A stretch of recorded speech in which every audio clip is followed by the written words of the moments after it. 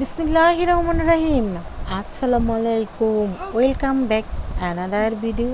আমি আছি Fatema's cooking school থেকে। আমার এই ব্লগটি যদি ভালো লেগে থাকে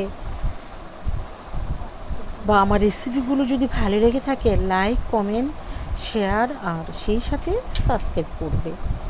আর পাশে থেকে বেলাইকনটি অল বেলাইকনটি বাজিয়ে দিবে, তবেই আমার নিত্য নতুন রান্না সবার আগে চলে যাবে তোমাদের কাছে। আজ আমি কুরবানির মাংস এই ঈদে কীভাবে রান্না করবে সেটা একটু শেয়ার করব।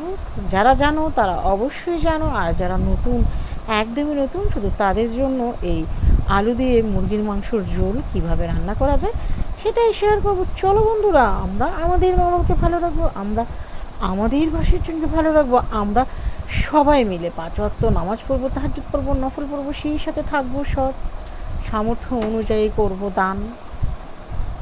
এই তো তেল পেঁয়াজ দিয়ে আমরা সবাই রান্না করতে পারি।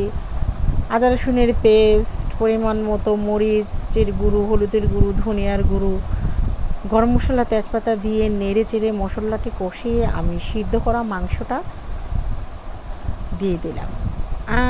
মাংসটা সিদ্ধ করে রান্না করলে আসলে একরকম স্বাদ হয়, আর কাঁচাটা রান্না করলে আরেক রকম স্বাদ হয়। আজ আমি সিদ্ধ করেই রান্না করে দেখাচ্ছি। এই তো কষিয়ে আমি কেটে রাখা আলুগুলো মাংসর সাথে দিয়ে দিয়েছি। এখন খুব ভালোভাবে নেড়ে চেড়ে কষিয়ে নিচ্ছি। এমনভাবে কষাতে হবে উপরে তেল আসা পর্যন্ত কষিয়ে নিতে হবে। এখন আমি পানি দিয়ে দিব, কারণ মাংস কষাতে কষাতে মাংসর উপরে তেল চলে এসেছে। আর মাংসটা ছিল অসাধারণ এবং মজাদার। এবার কুরবানির ঈদে গরুর মাংসর ঝোল আলু দিয়ে রান্না করে খেয়ে দেখবে, খুবই মজাদার এবং অসাধারণ ছিল। সাথে আস্ত কাঁচামরিচ দিয়ে দিয়েছি। এখন দিয়ে দিব জিরে গুঁড়ো এবং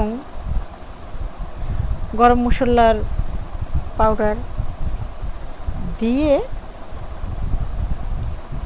ঢেকে দিয়েছিলাম। নেড়ে চেড়ে আমি উঠিয়ে নিয়েছি। আর আমি আজকে এই গরুর মাংসর ঝোল দিয়ে খিচুড়ি দিয়ে খাবো। তোমরা পোলাও, খিচুড়ি, ভাত, পরোটা সাথেও খেতে পারো, কোনো সমস্যা নেই।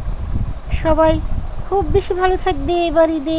খুব বেশি বেশি বেশি দোয়া রইল তোমাদের জন্য, আমাদের জন্য দোয়া করবে যেন আমরা সবাই ভালো থাকি। আসসালামু আলাইকুম, আল্লাহ হাফিজ।